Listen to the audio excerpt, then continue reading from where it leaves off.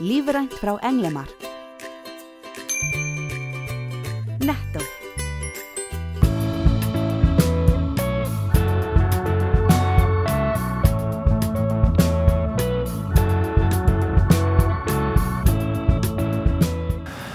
Komið sæl og verið velkomin í sjónvarp Víkurfrétta.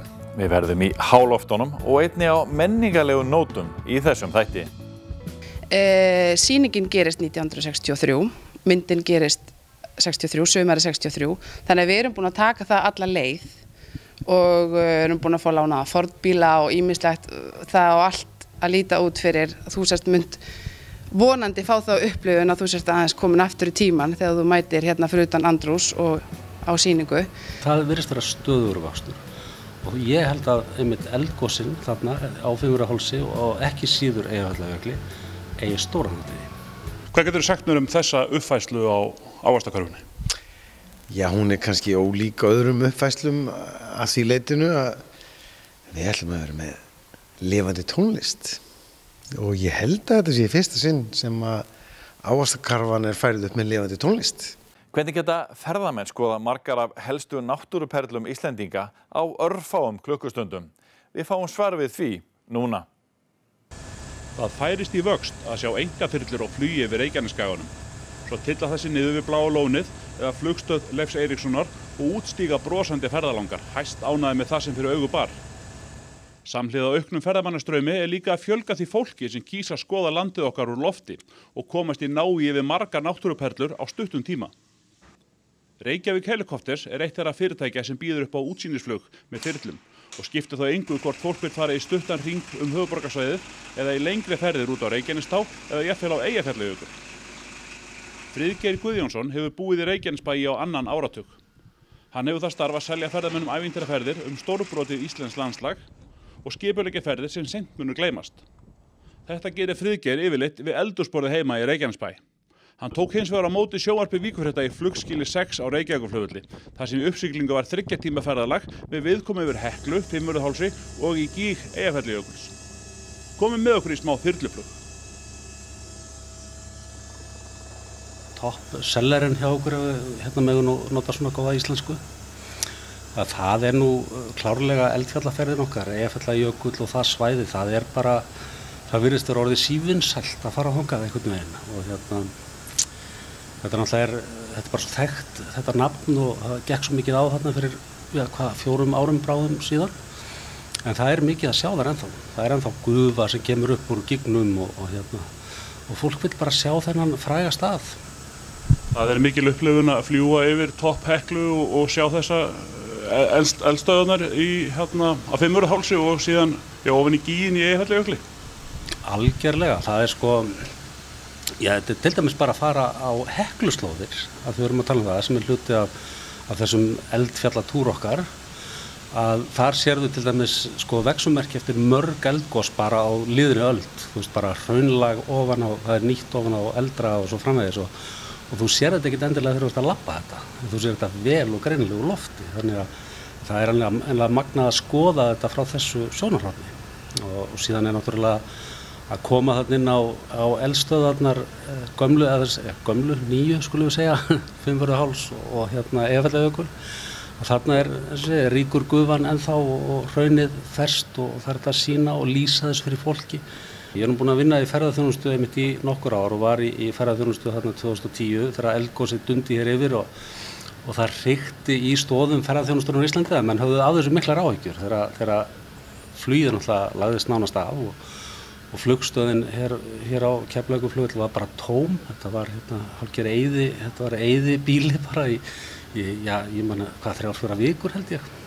Meira og minna, menn hefðu miklar áhyggjur að þetta væri algjört hrun fyrir ferðaiðnaðinn en það sem gerist í kjölfarið held ég að það hefur náttúrulega eins og allir vita, það hefur margfaldast ferðamannafjöldin á Íslandi eða í þessari margföldun og hann hefur vaxið gríðarlega síðan 2010.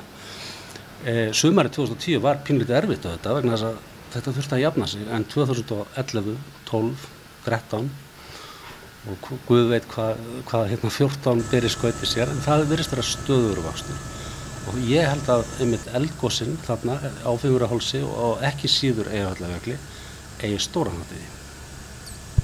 Þið gerir svolítið út á bara orkuna í landinu. Þið að bjóða upp á ferðir þar sem það eru eldstöðvarnar og þið eru líka að sýna hengilsvæðið og helliseiðavirkjun og hafa ferðamenn áhuga á þessu? Já, ferðamenn eru mjög áhugasamir hvernig við náum að virkja þessa krafta hér á Íslandi okkur til hagsbóta. Ég tala ekki þessa orku að geta tekið heita vatnið upp úr jörðinu, búið til rafmagn úr því og náttúrulega nýtt til að hita húsin okkar, þeim finnst þetta stórkostlegt. Það bara gaman að sýna fólki þetta, gaman að sýna fólki þessa ægifegurð í náttúrunni, þessa ógnarkrafta líka og sem við búum svo í nábýli við, Þeim finnst þetta mjög merkilegt, já. Þeir sem að tala fyrir náttúrunni hafa áhyggjur af því að það sé verið að bora allt út en þessi ferðamenn sem þið fáið, þeir hafa virkilega áhuga á því að skoða þessar virkjanir og það sem þar að gerast. Og þið eru óhræddir við að sýna þetta? Við erum ekkert feimnir við að sýna þetta í sjálfu sér, vegna þess að það er mjög mikið ósnorti líka sem betur fer og auðvitað þarf að fara varlega. Ég held að við séum mjög náttúru verndarsinnaðir í því sem við erum að gera alveg klárlega og enda. Það er ekki mikill átroðningur sem fylgir því að fljúga yfir landi í þyrlu. Akkurat nákvæmlega það sem ég ætlaði að fara að segja. Ég held að auðvitað það heyrist í okkur stundum og ef við förum á lágt þá getur heyrst svolítið mikið í okkur.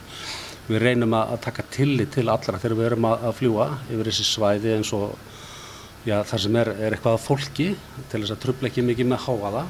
En hins vegar þá ég held að í það heila tekið að þá er þessi þyrlu ferðamennska mjög umhverfisvæn. Við þurfum enga vegi, það er engin, við erum ekki að ganga neina stíga. Við skiljum hvergi eftir rusl eða nokkuð skapaðan hlut. Þannig já, ég held að þetta er umhverfisvæn ferðamennska. Fyrir utan það að þetta líka gefur mörgum kost á að fara á staði sem þeir kæmust ekkert á ella. Fólk bundið við hjólastóla. Við erum oft með fólk sem þjáist af einhverjum sjúkdómum eins og það fylgja oft í þyrlurnar súrefnistæki vegna þess að fólk getur ekki mikið hreyft sig. Og það er alveg stórkostlegt að taka þátt í því að leyfa svona fólki eða þessu fólki að upplifa þessa hluti. Og búið að vera mikið að gera núna í vetur í bara þessari auknu ferðamannatrafík? Já, ég sagði nú í grínið daginn að ég vildi að veðrið hefði verið svona gott í júlí en svo það er búið að vera í janúar og febrúar. En það er búið að vera alveg frábært núna í vetur og í rauninni. Janúar og febrúar þetta átti að vera rólegt en það er býsna mikið að gera. Leikfélag Keflavíkur æfir þessa dagana hinn vinsæla söngleik Ávaxtakörfuna en hann var einmitt saminn í Keflavík fyrir 15 árum síðan. Við kíktum á æfingu. Velkomin á æfingu í Ávaxtakörfunni. Við ætlum að sýna ykkur uppáhaldslagið sem heitir Litir. Góða skemmtun! Palli, krakkar, hafið þið séð Palla? Hann er ekki þarna! Palli! Hann er ekki þarna! Þú ert leiðilegur! Palli! Hvað getur þú sagt mér þessa uppfærslu á Ávaxtakörfunni? Já, hún er kannski ólík öðrum uppfærslum að því leitinu að við ætlum að vera með lifandi tónlist og ég held að þetta sé í fyrsta sinn sem að Ávaxtakarfan er færið upp með lifandi tónlist og það gerir þetta leikhús er nú ekkert svakalega stórt, það er svo hlýlegt og gott og þá fannst mér svo skrítið að vera með stóra sinfóníuhljómsveit og þetta stóra sound sem Þorvaldur Bjarni gerir svo vel af því að tónlistin er svo frábær, hún er svo stór hluti af sögunni og þetta verður svona hlýlegri sýning held ég fyrir vikið. Þetta lítur að vera gríðarlega áskorun fyrir þeir sem leikstjóra þar sem að Ávaxtakarfan, hún er nú verið sett upp áður og jafnvel í mun stærri sniðum. Já, hún er kannski aldrei verið sett upp á sviði litlu sætu leikhúsi og hérna. Þetta er viðlega verið á stóru sviðunum í Reykjavík og í sjónvarpinu og í kvikmyndahúsum.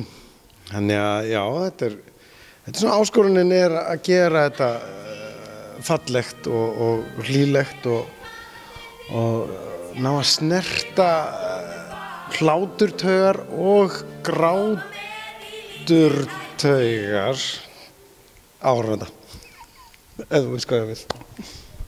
Og hvernig gengur að vinna með þessu unga fólki hjá Leikfélagi Keflavíkur? Þetta, ef ég að vera alveg einlegur, þá kom það að mér bara, satt að segja, ánægjulega óvart hvað þau eru góð. Og það hefur gengið alveg gríðarlega vel að æfa þetta leikrita og þau eru greinilega ýmsu vön hérna úr Keflavík, búin að leika mikið og þrátt fyrir að þau séu sko, yngsta sé 16, þau eru held í 3 í 10. bekk. Og svo fer þetta svona rólega hækkandi aldurinn og elsta 35 ára og sönghæfileikarnir eru miklir og svona. En þetta er alveg svakalega gaman. Þau eru bara svo opin í ákvað og skemmtileg og ég vona að það skili sér inn í sýninguna. Það er eitthvað undarlegt að gerast með þessu miklu og ég get gert alls að vera hana. Ég er alltaf að hlaupi, ég er gulur með þessu jafnum með hlaupi og ég kann að bjóða sokka og... Ó, það breytir öllu. Í miklu holuna með hana. Ég er rosalega klára básum blöður og ég er svo færsöngur í gulrót og kortum og... Já, það breytir einn. Hvernig hefur verið að setja þetta verk upp? Ertu með svolítið frjálsar hendur í að túlka handritið? Já, þetta kallar nú kannski ekki á svona margar ólíkar túlkanir beint handritið. Það sem við fáum sérst, búningarna til dæmis fáum við frá Kikku, höfundi verksins og svo vinsamlega láta okkur fá það. Og leikmyndin er verk leikfélagsins. Ég er mjög ánægð með þessa leikmynd. Þetta er rándýr hönnun. Já, sá sem gerir þessa leikmynd, hann er snillingur. Það er alveg magna hvað hann klára ná ekki. Ég vildi að hann væri að leiki í leikritinu líka. En þetta er bara gríðarlega gaman og það sem þið sjá í kvöld, þá eru búningarnir komnir svona 90% en það er ekki förðun, það er ekkert smink. Þannig að ég ætla að biðja áhorfendur að taka tillit til þess. Þetta ætlar að vera öflugt leikár hjá okkur. Þetta er 3. verkið sem þið setjuð á svið. Hvað kemur til að þið stökkuð í ávaxtakörfuna? Það er bara komið upp svo hugmynd að setja upp ávaxtakörfuna og við höfum samband við Kikku og það vill þannig til reyndar að ávaxtakörfan er 15 ára í ár. Þannig að þetta er búið að rúlla á öllum heimilum landsins held ég undanfarin 15 ár. Það var alltaf eitthvað nýtt með hverju uppfærslu og við ætlum svona að reyna að búa til svona ávaxta heim hérna út allt leikhús. Þannig að þetta verði upplifun fyrir fólk frá því það kemur inn í húsið og það fer út aftur. Þið frumsýnið ávaxtakörfuna 7. mars, en hvert á fólk að koma til að sjá verkið? Við erum hérna í frumleikhúsinu okkar hérna í Reykjanesbæ á Vesturbraut 17, gamla kákahúsið eins og einhverjir þekkja þetta, mögulega þurr þotan.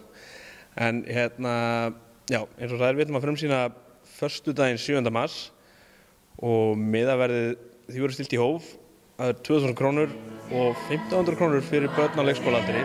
Þannig að þetta er ágætis stykki til að koma með og það er að pröfa að fara með börnin í leikhús. Þetta er ekki að sjá eftir 7 sinnum 6 áskallið á Mary Poppins. Það er